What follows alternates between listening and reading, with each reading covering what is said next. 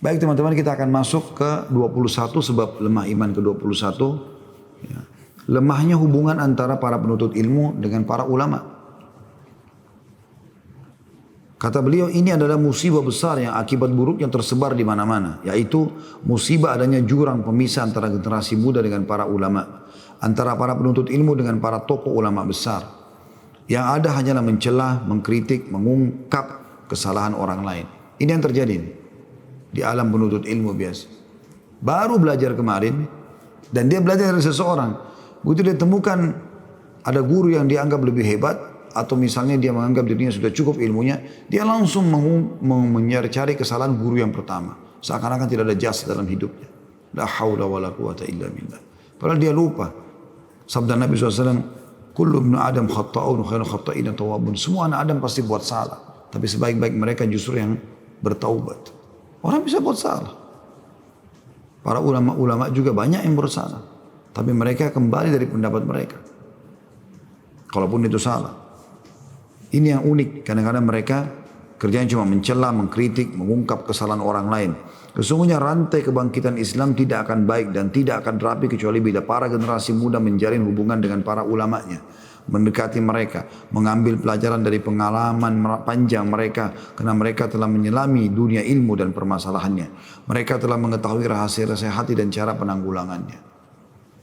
Subhanallah, saya kadang-kadang sedih kalau melihat medsos kita di Indonesia. Ini sering saya bahasakan ya.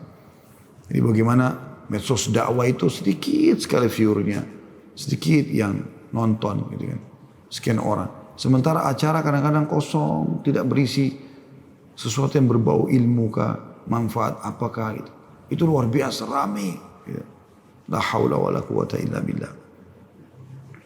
Jadi ada jarak antara generasi muda Islam dengan para ulama-ulama mereka. Jika para penuntut ilmu jauh dari guru mereka, lalu dari mana mereka mendapatkan ilmu? Dari mana mereka mendidik diri? Dari mana mereka mengetahui aib-aib dan kekurangan mereka sendiri? Dari mana bisa mereka mengenal Tuhannya? Dari mana bisa mereka meyakini kebenaran malaikat? Dari mana mereka bisa merenungi dan mentadabburi isi ayat Al-Quran? Dari mana mereka bisa mengetahui dan merenungi tentang adanya alam barzah, ada siksa kubur, ada nikmat kubur, ada hisab hari kiamat, ada surga dan neraka. Oleh karena itu, kata beliau, Anda sering mendapatkan di dalam kehidupan orang yang konsisten atau istiqamah, ketika mereka menjauhkan diri dari para ulama, Anda akan temukan perpecahan dan kekacauan yang kadang mengancam kelangsungan kebangkitan Islam. Ini subhanallah di zaman kita sekarang banyak sekali. Nah, ini penyakit biasa. Mereka baru belajar sedikit, tiba-tiba mereka menjauh dari guru-guru mereka. Tidak akan mungkin kita bisa belajar teman-teman sekali, dua kali bertemu. 10, 20 kali, 100, 200 kali. Kita tidak akan belajar maksimal dari guru kita kecuali kita belajar sampai mati guru itu. Kalau dia mati, maka ilmu yang dia miliki akan pergi bersama dia. Andalah generasi. Lemahnya hubungan antara penuntut ilmu dengan para ulama merupakan faktor penyebab timbulnya kelemahan sikap konsisten dalam kehidupan beragama.